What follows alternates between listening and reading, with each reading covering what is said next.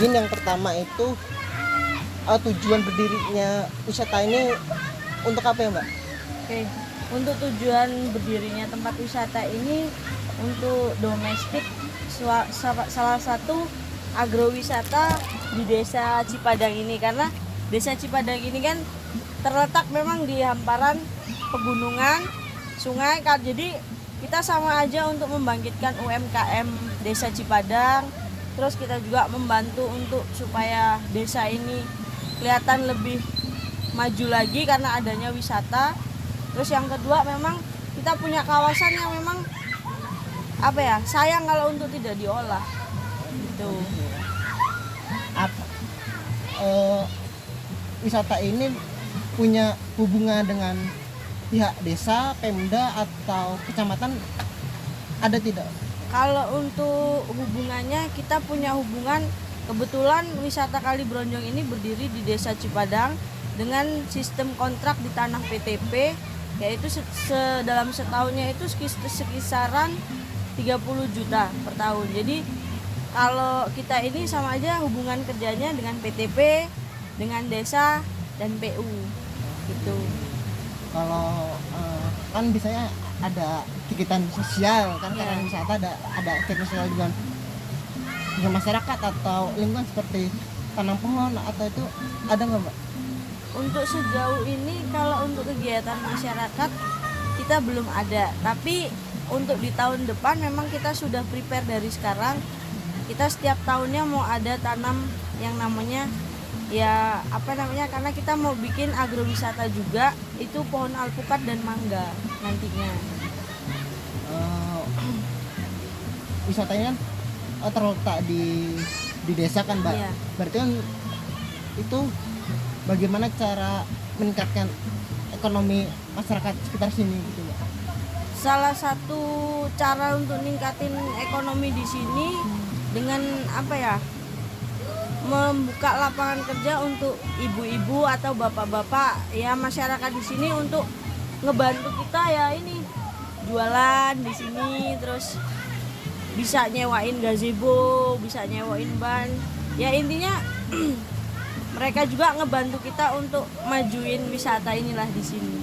Jadi secara tidak langsung, mau tidak mau masyarakat di sini ikut untuk memajukan UMKM di daerah tersebut. Untuk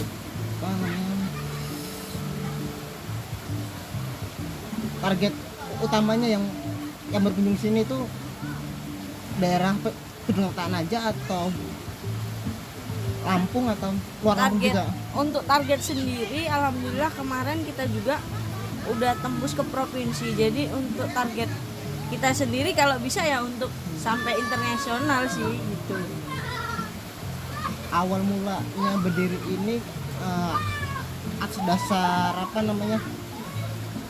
dari masyarakat sendiri atau dari pemuda atau bagaimana? Ya, jadi untuk berdirinya Bronjong itu sebenarnya waktu zaman kita awal Covid itu, karena seluruh tempat wisata itu tutup kan.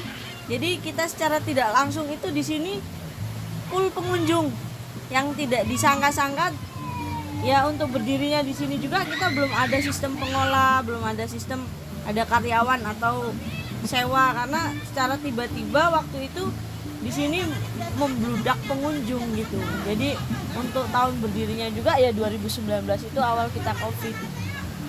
Kan pasti ada keberlanjutan dari wisata ini. Ya. Jadi inovasi kedepannya itu seperti apa? Mau ada penambahan wahana ataupun warung-warung lainnya gitu?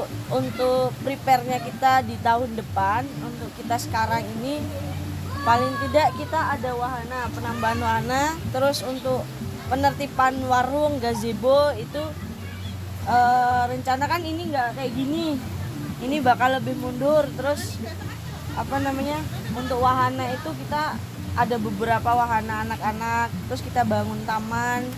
Terus untuk yang ketiga kita mau ngegedein campingnya, outbound sama campingnya, karena memang banyak dari mahasiswa dari sekolah-sekolah itu pada cari tempat-tempat untuk outbound, untuk kemah, untuk ya camping lah gitu.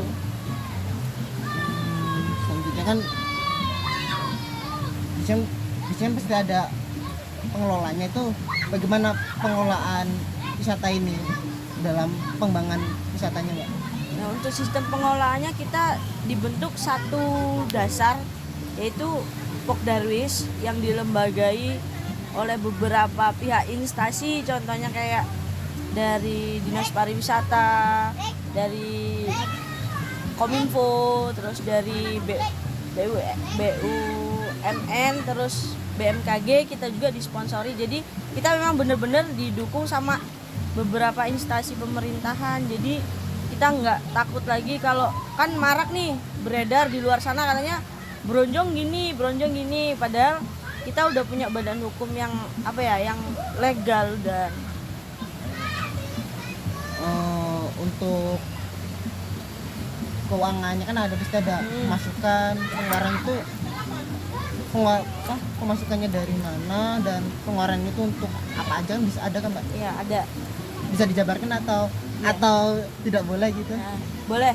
Jadi gini, untuk sistem kita pendapatannya itu dari dua pihak, yaitu dari pengunjung wisatawan yang masuk sama dari kita mungut dari pedagang yang sewa. Nah, dari dua jalur itu untuk pengeluarannya yang terutama itu untuk sewa kita di PTP, karena tanggungan kita per tahunnya itu 30 juta. Terus belum lagi kita bayar pajak ke beberapa pemerintahan kayak pajak, PU. Nah, itu desa kita. Jadi pengeluarannya itu udah jelas untuk ketiga tempat itu aja udah jelas, dalam per bulannya, per tahunnya itu udah jelas gitu. Terakhir ya Mbak ya, untuk peningkatan pelayanannya bagaimana Mbak? Untuk peningkatan layanannya sih di sini masih, menurut saya sendiri di sini masih di bawah rata-rata lah, masih standar, karena memang di sini itu yang kerja orang-orang yang memang dari orang-orang sini aja. Jadi untuk wawasan pariwisata seperti apa, terus sistem pengolahan kayak mana, itu kita masih benar-benar masih butuh banget bimbingan dari orang-orang yang emang udah ahli gitu di bidangnya. Karena dari kita itu masih sangat banyak yang ugal-ugalan lah masian gitu. Oh ya, aku lupa terakhir Mbak, untuk susunan Pokdarusnya itu kayak mana Mbak? Itu Susunan di wisata ini kan katanya ada Pokdarus tadi kan ada ketua, setelah itu bagaimana susunannya?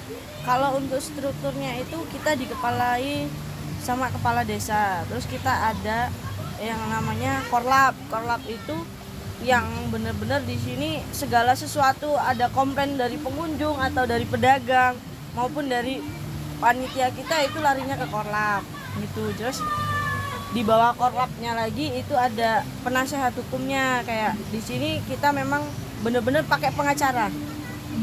Jadi sewaktu-waktu kita ada perebutan lahan antara PTP atau dengan PU, kita udah punya wadahnya gitu. Nah, terus untuk sekretaris bendaharanya sendiri, bendahara kita memang lagi kosong sekarang. Nah, jadi untuk sekretarisnya sendiri ngerangkap ya jadi bendahara ya jadi ini gitu. Karena memang ya itu tadi yang saya bilang, masih kurangnya integritas di sini lah. Untuk sistem kerjanya juga masih sangat-sangat minim lah pokoknya di sini. Butuh banget bimbingan dari orang-orang di atas gitu. Kayaknya sudah cukup. Terima kasih ya Mbak untuk Sama-sama. wawancaranya ini. Iya. Sebagai tugas kuliah ekonomi bisnis itu kan dosennya itu orangnya itu aktif. Jadi beliau itu suruh buat sebuah tugas kunjungan ke wisata yang ada di Lampung.